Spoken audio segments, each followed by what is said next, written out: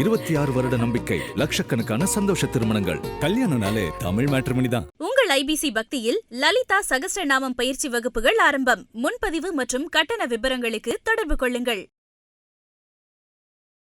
பொதுவாக ஒரு மனிதனை கடனை நோக்கி தள்ளுறது அப்படின்னா அது எந்த கிரகம்? கடன் அப்படின்றது சந்திரன் தான். அதே மாதிரி ஒரு ஜாதகத்தை பார்த்தோன்னே எப்போ கடன் வாங்குவாருன்னு சொல்லலாம். சுக்கிரனும் ராகுவும் ஒன்று சேர்ந்தாலும் சரி, சுக்கிரனுக்கு 1, 5, 9 ராகு இருந்தாலும் சரி, அவங்க பிரம்மாண்டப்படுத்தியே அவங்க கடன்காரங்க ஆகிறாங்க. அதாவது இப்போ 6ஆம் இடத்த அதிபதி சனியே இருக்கார் அப்படின்னா அவரை குரு பார்க்கணும், அல்லது சுக்கிரன் பார்க்கணும், அல்லது வளர்பறை சந்திரனாவது பார்க்கணும், அல்லது புதனாக பார்த்துட்டா இவன் எவ்வளோ கடை வாங்கினாலும் அதை கட்டிட முடியும். 6ஆம் இடத்த அதிபதி 8ல் மறைஞ்சிட்டாலும் சரி, லக்கணத்துக்கு 12 மறைஞ்சிட்டாலும் அது சாகும் வரை. விரயங்கள் எந்த நட்சத்திரத்துக்கோ எந்த ராசிக்கோ அதிகமாக இருக்கோ அந்த வருஷம் அவங்க கடை வாங்கிட்டு ஆவாங்க. கடன் அடைகிறதுக்கு நீங்கள் உங்கள் ஸ்டைலில் எங்களுக்கு ஒரு எளிய ஈஸியான பரிகாரமாக சொல்லணும் அப்படின்னா அது என்ன பரிகாரம்? இப்போ நம்ம எல்லார் வீட்லேயும் மஞ்சள் பைக்கு, ஆனால் சாமிக்கிட்ட கொண்டு போய் பணம் வைக்கக்கூடாது. நீங்கள் சாமிக்கிட்டலாம் யாரெல்லாம் பணம் வச்சுக்கிட்டு இருந்தாங்களோ அவங்க பூரா கணக்காரனாக இருப்பாங்க. ஏன் சார் அப்படி? கட்டாயம் ஒரு உண்டியல், சாமிக்கு ஒரு உண்டியல் வச்சு அதில் காசு போட்டுட்டு போகும்போது அந்த தோஷங்கள்லாம் நிவர்த்தி ஆயிரும். இப்போ இந்த கடன் கட்ட போகிறதுக்கு பணம் எடுப்போம் இல்லையா, அது அந்த வீட்டில் இருக்க பெண் குழந்தைகள் மூலியமாக எடுத்து வாங்கணும். எவ்வளோ எளிமையான பரிகாரம் பாருங்க. இப்போ நம்ம ஒரு 10-20 கோயில் வேண்டும் பொழுது ஏதோ ஒரு கோயில் நமக்கு அதை ஆக்டிவேட் பண்ணி, அப்போ அந்த கோயிலுக்கு நம்ம என்ன வேண்டுதல் வச்சோம் அப்படின்னு நமக்கு தெரியவே தெரியாது. அப்போ இந்த மாதிரி விஷயங்களுக்கு நம்ம என்ன பண்ணணும் அப்படின்னு பார்த்தீங்கன்னா, நம்ம ஊர் காவல் தெய்வம் இருக்குது பார்த்தீங்களா. ஐபிசி பக்தி நேயர்கள் அனைவருக்கும் அன்பு வணக்கம். இன்னைக்கு நம்ம கூட ஜோதிடம் மற்றும் ஆன்மீகம் சார்ந்த பல தகவல்களை பகிர்ந்து கொள்வதற்காக பிரபல ஜோதிடர் கனியர் ராஜசேகர் சார் நம்ம கூட இணைந்திருக்கிறார்கள். சார் வணக்கம். சார் வணக்கம்மா. சார், பொதுவாக மக்கள் எல்லாருடைய வாழ்க்கையிலும் ஒரு அடிப்படை பிரச்சனையாகவும் ஒரு முக்கியமான பிரச்சனையாகவும் இருக்கிறது காசு தான். என் கையில் காசு நிற்கவே மாட்டேங்குது, வந்த வழி தெரியலை, அது பாட்டுக்கு போயிட்டே இருக்குது, கடன் தொல்லை தாங்க முடியலை, EMI, debit card, credit card, நிறைய இஷ்யூஸ் எல்லாருக்குமே இருக்குது சார். பொதுவாக ஒரு மனிதனை கடனை நோக்கி தள்ளுறது அப்படின்னா அது எந்த கிரகம்? கடன் அப்படின்றது சந்திரன் தான். அதே மாதிரி ஒரு ஜாதகத்தை பார்த்தோன்னே எப்போ கடன் வாங்குவாருன்னு சொல்லலாம். நம்ம ஜாதகத்தில் புதன் எந்த ராசியில் இருக்காரோ அந்த ராசிக்கு 1ஆம் இடத்துலையோ 5ஆம் இடத்துலையோ 9ஆம் இடத்துலையோ சனி வரும்போது கடன்காரனாக ஆகித்தான் ஆகணும், கடன் வாங்கித்தான் ஆகணும். எந்த சூழ்நிலைக்காவது கடன் வாங்கத்தான் ஆகணும். வீடு கட்டுறக்கோ வண்டி வாங்குறதுக்கோ இஎம்ஐ போடுறது பூரா இப்போ தான் அந்த 2.5 வருஷம் இஎம்ஐயாக வாங்கிக்கிட்டு மீதி 28 வருஷம் அதை கட்டுற மாதிரி ஒரு சூழ்நிலை பார்த்து அமையும். அப்போ அதே மாதிரி சந்திரன் அவங்கவுங்க ஜனகால சந்திரன் மேலே கோச்சர சந்திரன் போகும்போதும் 3-11 போகும்போது கடன் கிடைக்கும். அப்போ நம்ம கடன் வாங்குறதுக்கு ஜாதக அமைப்பு என்ன கண்டிஷன் அப்படின்னு பார்த்தீங்கன்னா, லக்னம்ன்றது தான் நம்ம ஜாதகம். 6ஆம் இடம் என்பது கடன். 6ஆம் இடத்துல ஏதேனும் ஒரு சுபகிரகம் இருந்தால் அவன் கடன் எப்போதுமே அவன் வாழ்நாள் முழுதும் இருக்கும். பாவகிரகம் தான் அவனுக்கு கடன் பிரச்சனை வராது. சரி, இப்போ பொதுவாக கடன் அப்படிங்கிறது அடிப்படைக்காக வாங்குறதுன்றது சரி. ஆனால் இங்கே நிறைய பேர் ஆடம்பரத்துக்காக வாங்கிட்டு இருக்காங்கல்ல, இதுக்கு காரணமான அமைப்பு என்ன சார்? சுக்கிரன் ராகு ஆடம்பரக்காரகன் தான். ஏன்னா சுக்கிரன் நம்ம அழகுக்காக பண்ணுறது, அவசியம் இல்லாமல் பண்ணுறது, இந்த எல்லா வீட்டு அலங்கரிக்க பண்ணுறது பூரா சுக்கிரன் தான். ராகு தான் பிரம்மாண்டமான அழகு. நீங்கள் ராகு தொடர்பு இல்லாமல் அடுக்குமாடி வீடே கட்ட முடியாது. ராகு தொடர்பு இல்லாமல் லக்ஸரி காரே வாங்க முடியாது. ராகு தொடர்பு இல்லாமல் நீங்கள் பயங்கரமான ஸ்டைலான ட்ரெஸ்ஸே வாங்க முடியாது. அப்போ இந்த பிரம்மாண்டம் அப்படின்னு சொல்கிறது ராகிட்ட இருக்குது, அழகு அப்படின்றது சுக்கிரன் இருக்குது. சுக்கிரனும் ராகுவும் ஒன்று சேர்ந்தாலும் சரி, சுக்கிரனுக்கு 1, 5, 9 ராகு இருந்தாலும் சரி, அவங்க பிரம்மாண்டப்படுத்தியே அவங்க கடன்காரனாக ஆகிறாங்க. சார், இப்போ பொதுவாக நிறைய குடும்பங்களில் சுப கடன் அப்படின்ற ஒரு விஷயம் சொல்லுவாங்க, சுப விரயம் அப்படின்னு சொல்லுவாங்க. இப்போ அதையுமே சில பேர்னால கட்ட முடியல. தன்னுடைய மகனுடைய கல்யாணத்துக்காகவோ மகளுடைய கல்யாணத்துக்காகவோ ராசி பலன்படி சுப செலவு பண்ணுங்க அப்படின்னு சொல்லியிருப்பாங்க, அதை பண்ணியிருப்பாங்க.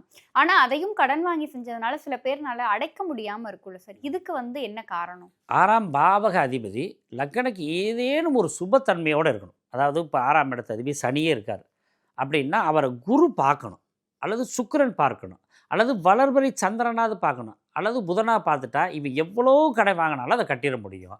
6ஆம் இடத்த அதிபதி 8ல் மறைஞ்சிட்டாலும் சரி, லக்கணத்துக்கு 12 மறைஞ்சிட்டாலும் அவன் சாகும் வரை கடன் தீரவே தீராது.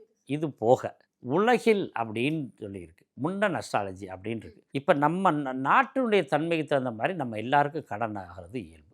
ஒவ்வொரு நாட்டுக்கும் கடன் ஆகிற அமைப்புகள்லாம் இப்போ உண்டு. நாட்டுடைய சூழல் அப்படிங்கிறது தனி மனிதனுடைய கடனையும் தீர்மானிக்குது. ஆமாம், எல்லாமே நம்மளுடைய இது. அப்போ நமக்கு வந்து அதிகப்படுத்திக்கிட்டே இருக்கு. இன்னும் பாருங்கள், இந்த வருஷம் அதிகமாக கடன் ஆகும், நிறைய கடன் கட்டிக்கிட்டு. அதே மாதிரி தமிழ் புத்தாண்டு இருக்கு இல்லையா, அந்த தமிழ் புத்தாண்டில் விரயங்கள் எந்த நட்சத்திரத்துக்கோ எந்த ராசிக்கோ அதிகமாக இருக்கோ அந்த வருஷம் அவங்க கடன் வாங்கிட்டு ஆவாங்க. அப்போ அந்த இதில் வந்து நமக்கு ஆதாயம் விரயம் ரெண்டும் கொடுத்துருப்பாங்க. இந்த வருஷம் நமக்கு விரயம் அதிகமாக இருந்தால் வருஷம் கடன் வாங்கிடணும். அடுத்த வருஷம் ஆதாயம் நல்லா வரப்போகுது அப்படின்னு தெரிஞ்சுன்னா அடுத்த வருஷத்தை அந்த கடனை கட்டுறதுக்கான முயற்சி பண்ணலாம். இப்படி குட்டி குட்டி ஒவ்வொரு விஷயமா இருக்குது. ஆனால் ஜாதக ரீதியாக ஒருத்தனுக்கு 6ஆம் இடத்த அதிபதி அஸ்தங்கம், பகை, நீச்சம் 6, 8, 12 இருந்துட்டா அவனுக்கு கடன் என்றைக்குமே தீராது. சார், கடன் பற்றி பேசிட்டீங்க. இப்போ கடனை அடைப்பதற்கான எளிய பரிகாரங்கள் அப்படின்னு சொல்லி வரும் பொழுது நிறைய பரிகாரங்கள் சொல்கிறீங்க. எல்லா ஜோதிடர்களுமே சொல்கிறாங்க, இந்த ஒரு விஷயம் செய்யுங்க உங்கள் வீட்டில் கடன் அடையும், இந்த ஒரு விஷயம் செய்யுங்க உங்கள் வாழ்க்கையில் இனிமேல் கடனே இருக்காது, இந்த ஒரு விஷயம் செய்யுங்க ராஜயோகம் கிடைக்கும். செஞ்சு பார்த்தாச்சு, ஆனால் ஒரு பையனுமே இல்லையேன்னு சொல்லி நிறைய மக்கள் வந்து கேட்குறாங்கல்ல சார், இதுக்கான காரணம் என்ன சார்? இல்லைங்க, கடன் நம்ம சொல்கிறது பிரகாரம் செஞ்சுக்கிட்டு இருக்கவங்களும் கடன் கட்டிகிட்டு தான் இருக்காங்க. ஏன்னு கேட்டிங்கன்னா, இப்போ நமக்கு 20,000 சம்பளம், நம்ம மாதம் 40,000 கட்ட முடியுமா? அப்போ அந்த 20,000 சம்பளத்துக்கு நம்ம 5,000 தான் கடன் கட்ட முடியும். 5,000 நமக்கு தேவைகள் நிறையா இருக்குது. அப்போ அந்த 5,000 தான் கட்ட முடியும். அதுக்கு தகுந்த மாதிரி நம்ம கடனும் இருக்கணும். இந்த 20,000 சம்பளம் வாங்கிக்கிட்டு 5,000 கட்டக்கூடிய இடத்துல 40,000 கடன் வச்சுருந்தா எப்படி கட்டுறது? அதுக்கு எந்த பரிகாரம் சொல்கிறது? திடீர் அதிர்ஷ்டங்கள் தான் வேணும். ஆனாலும் அதுக்கு நம்ம ஒரு சில பரிகாரங்கள் பண்ணலாம். கடன் அடைகிறதுக்கு நீங்கள் உங்கள் ஸ்டைலில் எங்களுக்கு ஒரு எளிய ஈஸியான பரிகாரமாக சொல்லணும் அப்படின்னா அது என்ன பரிகாரம் சார்? இப்போ வந்து நம்ம எல்லார் வீட்லேயும் மஞ்ச பை கேள்விப்பட்டிருப்போம், மஞ்ச துணி கேள்விப்பட்டிருக்கோம் இல்லைங்களா? இந்த மஞ்ச துணி எப்படின்னு கேட்டிங்கன்னா, இந்த வெள்ளை நிற காடா துணி ஒன்று எடுத்துக்கணும். அதை மஞ்சளில் நனைச்சி காய வச்சிடணும். அதில் ₹1 அல்லது ₹100 அல்லது ₹20 அல்லது ₹101 அப்படி வச்சு முடிஞ்சிடணும். முடிஞ்சு நம்ம சாமி செல்ஃபில் வச்சிடணும். என்னங்க, அதை வச்சுட்டு அந்த இது வந்து எப்போ குலதெய்வ கோயிலுக்கு போகிறோமோ அப்போ கொண்டு போய் போடுற மாதிரி அந்த காணிக்கை வச்சிடணும். அல்லது ஒரு ₹1 அந்த மாதிரி வச்சிடணும். இது வந்து இப்படி ரெகுலராக இதை செஞ்சுக்கிட்டு கோயிலுக்கு போகும்போது இந்த காசை எடுத்துகிட்டு போய் கோயிலில் உண்டியலில் போட்டுட்டு வந்துக்கிட்டே இருக்கணும். இது ஒரு ஃபஸ்ட்டு பரிகாரம். 2வது விஷயம், நம்ம யாருக்கு பணம் கொடுத்தாலும் சரி, யாரிடமிருந்து நமக்கு பணம் வந்தாலும் சரி, மஞ்ச பை ரைட்டுங்களா, அந்த மஞ்ச பைக்குள்ளே அந்த பணத்தை வச்சிடணும். மஞ்ச பையில் வச்சு அதை அப்படியே நம்ம சுருட்டி நம்ம எப்போதும் வைக்கிற இடத்துல வச்சிடணும். நீங்கள் இதை மட்டும் செஞ்சு பாருங்கள், உண்மையிலே எந்த வகையிலையாவது பணம் வரும். இது ரொம்ப எளிமையான மெத்தேடு. அதாவது வர்ற பணத்தை மஞ்ச பையில் வச்சு அதை செல்ஃப்லேயோ சாமி செல்ஃப்லேயோ வச்சிடணும். ஆனால் முக்கியமாக எந்த இடத்துல அந்த பணப்பை வைக்கக்கூடாது, எங்கே வைக்கக்கூடாது? சாமி செல்ஃபில் வைக்கக்கூடாது. அப்படியா சார்? சாமி இப்படி இருக்கு இல்லைங்களா, அது கீழே இருக்க டிராவலில் வச்சுக்கலாம். ஆனால் சாமி கிட்ட கொண்டு போய் பணம் வைக்கக்கூடாது. நீங்கள் சாமி கிட்டலாம் யாரெல்லாம் பணம் வச்சுக்கிட்டு இருந்தாங்களோ அவங்க பூரா கணக்காரனாக இருப்பாங்க. ஏன் சார் அப்படி? சாமி முன்னாடி சாமி படம் இருக்குது, நம்ம காணிக்கை தானே சாமி படத்துக்கு முன்னாடி வைப்போம். அந்த சாமி காணிக்கை எடுத்து நம்ம செலவு பண்ணலாமா? இதுதான் நிறைய பேர் பண்ண தப்பே. நிறைய பேர் சம்பாதிக்கிறாங்க, நல்லா சம்பாதிச்சுட்டு வரும்போது என்ன பண்ணுவாங்க, சாமி கிட்ட கொண்டு போய் பணத்தை வச்சுருவாங்க. மறுநாள் காலையில் அந்த சாமிக்கிட்ட இருந்து பணத்தை எடுத்து போவாங்க. ஏன்னா ஒரு சுபிச்சமாக இருக்கட்டும். ஆனால் சாமிகிட்ட இருந்து அதை கடை வாங்கிட்டு போனோம்னு அவங்க மறந்துடுறாங்க. அவருக்கு திருப்பி செலுத்த வேண்டிய கடனை செலுத்துறேன்னா கட்டாயம் திருப்பி அந்த கடனாகி அவங்க தான் பார்த்தீங்கன்னா எத்தனையோ பில்டிங்கை விற்றவங்கள்லாம் இருக்காங்க. நீங்கள் தயவு செய்து இந்த நிகழ்ச்சி மூலியமாக தெரிஞ்சுங்க, சாமி இருக்கும் இடத்தில் பணத்தை வைக்கக்கூடாது. சரி, இப்போ சாமிக்குன்னு சொல்லி இப்போ ஏதாவது ஒரு விஷயத்தில் வந்து நமக்கு ஒரு வருமானம் வந்திருக்கும்ல, அதில் ஒரு ₹500 ₹100 சாமிக்காக நம்ம எடுத்து வைப்போம். அதை சாமி பக்கத்தில் வைக்கலாம். அதைத்தான் சாமி பக்கத்தில் வைக்கணும். ஏன்னு கேட்டிங்கன்னா அது சாமிக்கு, அது நம்ம சாமிக்காக செலவு பண்ணுறது. சாமிக்கு நம்ம கோயிலுக்கு போக முடியா, அப்போ எடுத்து நம்ம அந்த கோயிலுக்கு போகிற பாதைகளில் செலவு பண்ணிக்கலாம். குலதெய்வ கோயிலில் போய் உண்டியல் போடலாம். அல்லது யாருக்காவது ஒரு முக்கியமான விசேஷங்கள் அல்லது ஊர் திருவிழா ஏதோ ஒரு விஷயத்துக்கு நம்ம அதெல்லாம் பயன்படுத்திக்கலாம். சார், சின்ன வயசுலலாம் வந்து இப்படி சாமிக்காக எடுத்து வச்சுருப்பாங்கல்ல சார், வீட்டில் எடுத்து வச்சுருப்பாங்கல்ல, அப்போல்லாம் நம்ம சின்ன குழந்தைங்க தானே, அப்போ எடுத்து அதை ஐஸ் வாங்கி சாப்பிட்றதோ இல்லை அதில் ஏதாவது ஸ்நாக்ஸ் வாங்கி சாப்பிட்றதோ அந்த மாதிரிலாம் பண்ணியிருந்தோன்னா அது ஏதாவது இருக்கா சார்? 100% பண்ணியிருப்போம் எல்லாருமே பண்ணி. ஆமாம், அதுக்கு என்ன பண்ணி இப்போ இந்த காலகட்டத்தில் நம்ம எப்போ எங்கே வெளில புறப்பட்டாலும் அதுக்கு சாமிக்கு ஒரு உண்டியல் போட்டுறணும். அதான் ஃபைன். சரியா பார்த்தா? ஏன்னா 90s கிட்ஸு பூரா பேருமே அந்த வேலை செஞ்சுருப்பாங்க. அதுக்கு முன்னாடி இருக்கவங்க பூரா செஞ்சுருப்பாங்க. இப்போ இந்த 2000க்கு பின்னாடி தான் இந்த ஐடியா தெரிகிறதில்ல நிறையா குழந்தைகளுக்கு. சாமி உண்டியலில் காசு எடுக்க தெரிகிறதில்ல. என்னென்னு நம்ம வந்து அதில் எடுக்க போகும்போதே நம்ம கடன் சொல்லி தான் எடுப்போம். நான்லாம் எடுக்கிறேன் சாமி, நான் திருப்பி உனக்கு 50 பைசா போட்டுடுறோம் அப்படின்லாம் ஆதி காலத்துலேருந்து எடுக்கிற பழக்கம் இருந்துச்சு. அது வந்து ஒரு சாதாரண விஷயந்தான். ஏன்னு கேட்டிங்கன்னா அது வந்து அந்த குழந்தைகளுக்கு அம்மா செய்கிற மாதிரி. அதுக்கு என்ன பண்ணணும், இப்போ வந்து நம்ம எங்கே வெளியில் புறப்பட்டாலும் கட்டாயம் ஒரு உண்டியல், சாமிக்கு ஒரு உண்டியல் வச்சு அதில் காசு போட்டுட்டு போகும்போது அந்த தோஷங்கள்லாம் நிவர்த்தி ஆயிரும். சரி, இப்போ வந்து நீங்க தனிநபர் கடன் சார்ந்து அதுக்கான பரிகாரம் நிறைய விஷயம் சொன்னீங்க. இப்போ ஒரு குடும்பம் அப்படிங்கும்போது அந்த குடும்பம் வீடு கட்டுறதுக்காகவோ, இல்ல ஏதாவது தொழில் செய்யறதுக்காகவோ, இல்ல நகை வாங்குறதுக்காகவோ, ஏதாவது ஒரு விஷயத்துக்காக கடன் வாங்கியிருக்காங்க. நான் அந்த கடனை அடைக்கணுன்ற திட்டவட்டத்துல தான் இருக்கேன். அது பணம் கொடுத்துட்டு இருக்கேன். ஆனா வட்டியே கட்டி முடிய மாட்டேங்குதுன்ற ஒரு ஏக்கம் இருக்குல்ல சார். அப்ப இவங்கெல்லாம் எந்த ஒரு ஈஸியான பரிகாரம் பண்றதன் மூலமா சீக்கிரம் அவங்க கடன் அடைக்கலாம்? இப்போ இந்த கடன் கட்ட போகிறதுக்கு பணம் எடுப்போம் இல்லையா, அது அந்த வீட்டில் இருக்க பெண் குழந்தைகள் மூலியமாக எடுத்து வாங்கணும். நான் சொல்கிற ஐடியா புரிஞ்சுங்களா? இப்போ அந்த பணம் கட்ட போகிறோம், நாளைக்கு கட்டணும். அப்போ என்ன பண்ண, இன்றைக்கி கொண்டாந்து பணத்தை யார்ட்டையோ கைமாற்றோ அல்லது நம்ம ஆஃபீஸில் இருந்தோ நமக்கு சம்பளம் வந்தோ நம்ம வீட்டில் கொண்டு வச்சுருப்போம். அதை எடுத்துகிட்டு வர சொல்கிறது வந்து பெண் குழந்தை எடுத்துகிட்டு வர சொல்லி அது கைனால் வாங்கணும். அப்போ என்ன ஆகுன்னா, இந்த பெண் குழந்தைகள் வந்து புதன் குழந்தை, குட்டி குழந்தைகள். ஏன்னா பெண் வளர வளர வளர தான் சுக்கிரனாக மாறும். இப்போ புதன் பணம் சுக்கிரன், புதனும் சுக்கிரன் சேர்ந்துருச்சா, அப்போ நமக்கு கடன் கரெக்டாக கட்டலாம். எவ்வளோ எளிமையான பரிகாரம் பாருங்க. சரி, இப்போ அந்த வீட்ல வந்து ஒரு பெண் குழந்தை இல்ல, அவங்க பக்கத்து வீட்ல அந்த மாதிரி தான் இருக்காங்க அப்படின்னா, வீட்ல இல்லங்கும்போது அவங்க என்ன பண்ணலாம்? அப்புறம் என்ன பண்ணுறது, சம்சார திட்டம் வாங்கி போய் கட்டணும், ரைட்டுங்களா? அதனால தான் எல்லா வீட்லேயும் பெண் குழந்தை பிறந்தோன்னே லட்சுமியே பிறந்துட்டான்னு சொல்கிறது. சரி, இப்போ பொதுவா நிறைய மக்கள் செய்யற ஒரு விஷயம் என்ன அப்படின்னா, அவங்க தன்னுடைய மகனுக்கோ மகளுக்கோ கல்யாணம் ஆகணும், இல்ல குழந்தை பிறக்கணும், இல்ல ஏதாவது ஒரு நல்ல விஷயம் நடக்கணும்னு சொல்லிட்டு நிறைய கோயில்கள்ல போய் வேண்டுதல்கள் வச்சிருப்பாங்க. அந்த காரியம் நடந்திருக்கும். ஆனா அவங்க எந்தெந்த கோயில்ல வேண்டுதல் வச்சாங்கங்கிறத மறந்துருப்பாங்க. அப்ப இதுக்கு என்ன மாதிரியான ஒரு விஷயம் பண்றதன் மூலமா அந்த தெய்வ கடனை நம்ம அடைக்கலாம் சார்? போகிற திசையெல்லாம் சாமிகிட்ட வேண்டுதுறது, எங்கெங்கே வேண்டுறது, என்ன வேண்டுறதுன்னு மனசார வேண்டுவாங்க. ஆனால் எப்போதுமே வேண்டுதல் புறமே ரொம்ப பயபக்தியோடு வேண்டுவாங்க.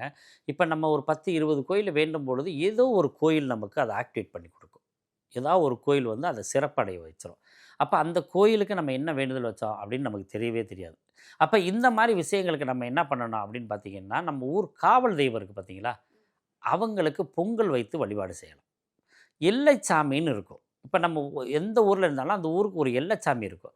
இத்தனையோ பேருக்கு நான் கொண்டு போய் வேண்டுதல் வச்சுட்டு வந்துட்டேன் சாமி, எனக்கு தெரியல, மொத்தமாக உனக்கிட்டே ஒப்படைச்சிரு அப்படின்னு ஒரு பொங்கல் வச்சு வழிபாடு செஞ்சு அந்த ஒரு காணிக்கை எவ்வளோ முடியுமோ அந்த காணிக்கை அந்த சாமிக்கு செலுத்தினோம்னா அத்தனை சாமிக்கு அது கொடுத்ததாக நம்ம ஐதீகமாக நம்ம எடுத்துக்கலாம். ஒன்று. இன்னொரு விஷயம், இதெல்லாம் நானாக என்னோட யூகத்தின் அடிப்படையில் சொல்கிறது, யார் பெரியவங்க இதெல்லாம் சொல்லலை. அதனால இதுக்கு மாற்று கருத்து யாருக்கு இருந்தாலும் அதை மாற்றி செஞ்சுக்கலாம். என்னோட கருத்து தான் இது. இப்போ விநாயகர் தான் முதற் கடவுள். அப்போ அவருக்கு பின்னாடி தானே எல்லா கடவுளும். அவர்கிட்ட அந்த வேண்டுதல் நிறைவேற்றிட்டா சரிதான், ரைட்டுங்களா? அவருக்கு நல்ல ஒரு குலக்கட்டை செஞ்சு கொடுக்கலாம், அல்லது அருகம்புல் மாலை சாட்டிட்டு வழிபாடு செய்யலாம், அல்லது நம்ம ஒரு வேஷ்டி துண்டு எடுத்து அதை கொடுத்து ஒரு அபிஷேக ஆராதனை செஞ்சு ஒரு காணிக்கை போட்டு இந்த மாதிரி எல்லாத்துட்டையும் வேண்டுதல் பண்ணியிருக்கேன், எனக்கு ஞாபகம் இல்லை, அதனால் உன்னிடமே சமர்ப்பிக்கிறேன், நீயே அதை சரி பண்ணு அப்படின்னு ஒரு நல்ல வேண்டுதல் வச்சுட்டு ஒரு 9 தோப்பு கரணமாவது போட்டுட்டு, ஒத்தப்படையில் தான் தோப்பு கரணம் போடணும். அப்படி போட்டுட்டு வந்தாங்கன்னா அந்த தோஷம் கொஞ்சமாவது குறையிறதுக்கு வாய்ப்பு. சார், நிறைய விஷயங்கள் பகிர்ந்துக்கிட்டீங்க சார். பொதுவாக கடனுக்கு காரணமான ஜாதக அமைப்பு என்ன அப்படிங்கிறத துவங்கி சாமிக்கு ஒரு வேண்டுதல் வச்சுட்டு அந்த வேண்டுதல் நிறைவேற்ற முடியல அப்படின்னா அதுக்கு என்ன எளிய பரிகாரம் செய்யலாம் அப்படிங்கிறது வரையும் நிறைய விஷயங்கள் நீங்கள் பகிர்ந்துருக்கீங்க. நிச்சயம் இது பார்க்கிற நேயர்களுக்கு பல பயனுள்ள தகவல்களை கொண்டு போய் சேர்க்கும்ன்ற நம்பிக்கை எங்களுக்கு இருக்குது. உங்களுடைய இந்த நேர்காணலுக்கும் நீங்கள் எங்களோடு பகிர்ந்து கொண்ட தகவல்களுக்கும் ரொம்ப நன்றி சார். நன்றி, வணக்கம். பூமேவு சண்முக விலாசமும் மீராறு புருவமும் கிரீடமுடியும் பொட்டு நுதலும் கனக குண்டலமும் அருள் மாறி பொழியும் ஈராறு விழியும் மாமேவு செம்பவள வாய்மந்த காசமும் மாலையணியும் கழுத்தும் வாகு கேயூரமும் ஈராறு புயமும் கையும் வடிவேலும் அபயகரமும். 26 வருட நம்பிக்கை, லட்சக்கணக்கான சந்தோஷ திருமணங்கள். கல்யாணம்னாலே தமிழ் மேட்ரிமோனி தான். உங்கள் ஐபிசி பக்தியில் லலிதா சகஸ்ரநாமம் பயிற்சி வகுப்புகள் ஆரம்பம். முன்பதிவு மற்றும் கட்டண விபரங்களுக்கு தொடர்பு கொள்ளுங்கள்.